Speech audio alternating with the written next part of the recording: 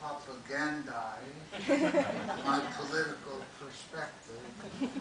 Forgive me and indulge me in this particular slogan, but right now, our office and I, we're defending a lot of the demonstrators. From my perspective, it's the most meaningful, most profound issue, social, political, or otherwise, that we have created. The words, you know, are very complimentary, and the downside of that is I'm a lawyer, I'm not a writer. And I will read a bit that I did while in Lompoc camp, but I find it naive. I find it, what would I call it, self-aggrandizing. I find it amateurish. So remember that lawyers are very constricted. We exist in a very narrow linguistic realm. We have words for love or beauty, words, you know, for human passions and the like. We're only good when we're raging.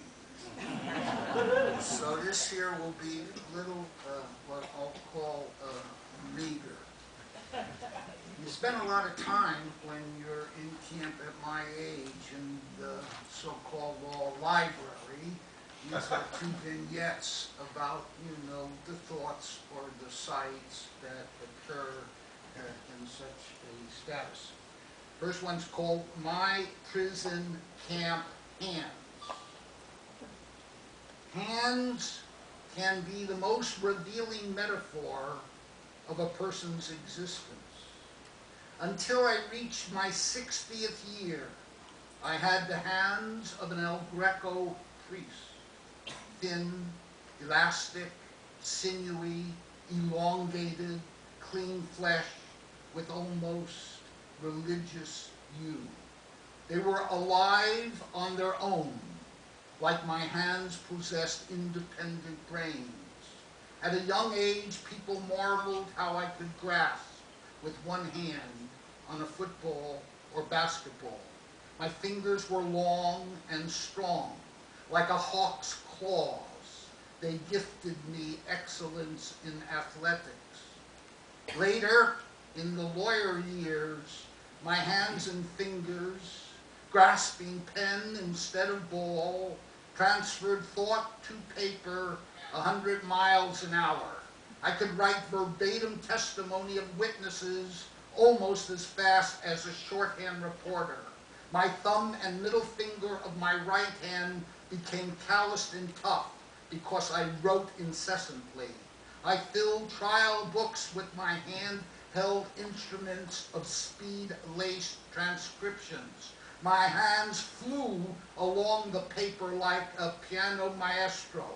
I had the hands and fingers of a surgeon attached to the mind of a lawyer. Today, I sit in the library of a federal prison camp and examine my hands. I scrutinize the back of my hands with horror. No longer delicate instruments. My hands have turned to reptiles. 8 months of watering prison campgrounds have made them shriveled, withered, and cracked. The heat of sun burning on them. The intensity of freezing cold making them brittle. The flesh is watermarked, sunburnt, the outer skin mottled and peeling. My hands in prison have become spiders and lizards and snakes. I have bumped and scraped so many plants and limbs. I have picked up so much camp debris and hauled buckets and garbage cans. Hands are no longer a fine instrument of logic and discourse.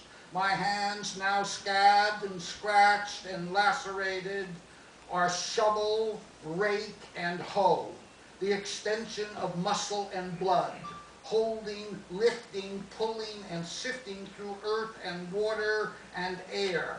They are no longer art, they are function. Next one is, again, I'm sitting in the library, I'm looking out, you know, at a windstorm. Prison Escape on Wind. It's Saturday, a free day. I sit in the law library and read mostly of the pains and chills of ancient Russia, about the blizzards and the hunger. And I am warm, and I am fed, and thoughts of privation are weightless on my mind, in Lompoc prison camp protected. But outside the wind is roaring, scant clouds flee, and raw air slams the eucalyptus trees, barely in my sight through a side window of the library.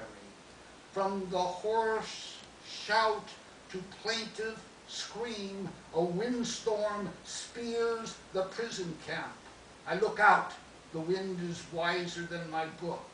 Limbs and leaves fall in a flurry. The trees bend, shiver, and slither under their attack. The leaves reflect light like flashing daggers hung aloft. I sit mesmerized. Not prison wall, nor fence, nor law library, nor book, not vacant thought can stop the wind. The wind is free and furious.